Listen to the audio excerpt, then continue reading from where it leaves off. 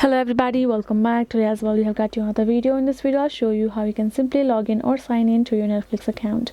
But before that, please do make sure to like our video, subscribe our channel, and so that any further delay we will simply start our video.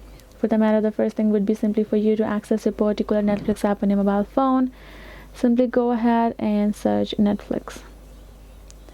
Once you have found your app, simply tap on it and open it up. So now you can see the first step is simply for you to tap on this get started, which will let you simply enter your email. Right, once you enter your particular email, you will tap on this get started option that is just given right below. You have to enter your particular password, and afterwards you can even choose to sign in with your number just right over there. If you don't remember your email, simply type in the number of yours and then type in the password that you created while creating an account. If in case you have forgotten your password, you can tap on this need help section, which will simply lead you to the browser, to the web version of netflix.com, and then you choose a text message or email, whatever the method for you to recover your password, and go ahead and enter the email of yours. Type in email me. If you have chosen the text message, you got to add in the number, otherwise add in email or number. Tap on this email me, you will get a code, or text me, you will get a code.